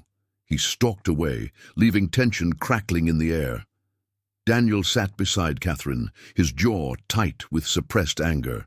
"Do not let him poison your mind. He speaks from pain, not wisdom. He's not entirely wrong," Catherine said quietly. "I am white. My people have destroyed so much. Maybe I don't belong here." "You belong where you choose to belong," Daniel said firmly. "Where you prove through actions that you deserve to be. You have done this. Tomorrow, make the council see it." That night, Catherine barely slept. She rehearsed speeches in her mind, trying to find words that would convince people who had every reason to reject her. As dawn broke, Daniel helped her dress in the buckskin dress she'd made herself, imperfect and crude compared to what experienced women created, but undeniably functional and made with her own hands. The council gathering was larger than before. Word had spread that the white woman's fate would be decided, and nearly the entire band had come to witness it. Catherine stood in the center of the circle again, but this time she stood alone. Daniel was present, but could not advocate for her. White Thunder spoke first. "Catherine Morgan, 6 weeks ago you asked to be tested. We have watched you work alongside our women. We have seen you learn our ways. We have heard reports from those who teach you. Now we must decide, do you stay or do you go? Speak and tell us why we should let you remain." Catherine took a deep breath and made a decision. Instead of the speech she'd rehearsed, she spoke from her heart in the broken Comanche she'd been learning. "Honored elders, I do not ask you to forget I am white. I do not ask you to forgive what white people have done. I only ask you to see who I choose to be, not what I was born as." She struggled with the unfamiliar words, her accent terrible, her grammar worse. But the effort itself sent a message. She was trying to meet them in their own language, not demanding they accommodate hers. She switched back to English, knowing Daniel would translate. I came here because I had nowhere else to go, but I stayed because I found something I never had in white society, the chance to be judged by my actions rather than my circumstances. You gave me that chance. I've tried to prove worthy of it. Blue Sky Woman stood, surprising everyone. This white woman has worked harder than some Comanche women half her age. She refused help when offered. She bled and suffered without complaint. She learned our language, even though her tongue struggles with the sounds. She is stubborn and weak in many ways, but she has warrior spirit. Blue Sky Woman paused, then added words that sent murmurs through the crowd. I would be willing to adopt her as my daughter, if the council permits. She has earned that honor through her actions. Catherine felt tears spring to her eyes. Adoption into a Comanche family would mean full acceptance, not just tolerance. It would mean she truly belonged. White Thunder looked around the circle. Running Bear, you have opposed her presence most strongly. What say you now? Running Bear stood, his face carved from stone. I say Blue Sky Woman is right about the white woman's work. But work is not enough. The question is, where does her loyalty lie? When soldiers come, will she stand with us or with her own people? I cannot answer that with words, Catherine said. Only with time and choices. But I can tell you this. The people who sold me at auction were my own people. The man who saved me was Comanche. I've learned that loyalty is earned through actions, not inherited through blood. My loyalty is to those who treated me with honor.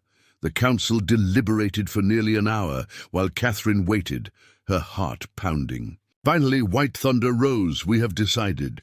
Catherine Morgan may stay among us. Blue Sky Woman's offer of adoption is accepted. From this day, you are Catherine Stands in Fire, daughter of Blue Sky Woman, member of the Noconi Band. You will have all rights and all responsibilities of any Comanche woman. And you will be judged by your continued actions, not by our decision today. Relief flooded through Catherine so powerfully she nearly collapsed. Daniel was suddenly beside her, steadying her, his face showing emotions she'd never seen before. Pride, joy, and something deeper she couldn't name. That evening, Blue Sky Woman performed a simple ceremony, giving Catherine her new name and painting symbols on her face. The whole camp witnessed it, and even Running Bear offered a grudging nod of acknowledgement. Later, as Catherine and Daniel sat outside his teepee under stars that felt closer than ever before, she finally voiced the question that had been growing in her heart for weeks. What are we to each other, Daniel? I live in your teepee, eat your food, exist under your protection. But what does that mean? Daniel was quiet for a long moment. In white society, there would be expectations, rules about what men and women do together. In Comanche society, things are more fluid. What we are is what we choose to be. Then I choose this, Catherine said, taking his hand. I choose you, not because I need protection anymore, but because I want partnership. Because you saw me when I was invisible. Because you gave me freedom when everyone else wanted to take it away. Daniel squeezed her hand, his calloused fingers intertwining with hers. I choose you also, not because you remind me of my sister anymore, but because you have become someone unique, strong enough to survive anywhere, wise enough to know that strength and wisdom come in many forms. They sat in silence, hands joined, watching the fire dance and the stars wheel overhead. Catherine knew challenges still lay ahead. The Comancheria was shrinking as white settlement expanded. Winter would be brutal. Soldiers would keep coming. Nothing about their future was certain or safe, but she'd learned something essential during her journey from that auction block to this Comanche camp. Safety came not from avoiding danger, but from choosing who you faced it with. Freedom wasn't about having no obligations, but about choosing which obligations to accept. She was Catherine Stands in Fire now, daughter of two worlds, belonging fully to neither and partly to both. She'd been forged in the fire of impossible choices and emerged as something new, something that couldn't have existed in either world alone. And as Daniel's arm came around her shoulders, and she leaned into his warmth, Catherine understood that this was what true freedom felt like. Not the absence of bonds, but the presence of bonds you'd chosen for yourself. Not escape from responsibility, but the embrace of responsibility you'd accepted willingly. The fire crackled, sending sparks spiraling into the endless Texas sky. Somewhere in the darkness, a coyote called to its pack. In the camp around them, people settled for sleep, secure in bonds of family and community that transcended blood. Catherine closed her eyes and smiled. She'd run from an auction block and found herself. She'd fled civilization and discovered humanity. She'd lost everything and gained a world. The future was uncertain. But for the first time since her father died, Catherine wasn't afraid of uncertainty. Because she'd learned that the strongest foundations weren't built on certainty. They were built on choice, on courage, and on the willingness to become someone new when the old version no longer served. She'd escaped from the auction platform. A Comanche had grabbed the reins and barked, "Ride with me!" And she'd made the choice that changed everything. She'd ridden toward freedom and found home. Up next, you've got 2 more standout stories right on your screen. If this one hit the mark, you won't want to pass these up. Just click and check them out. And don't forget to like, subscribe, and turn on the notification bell so you don't miss any upload from us.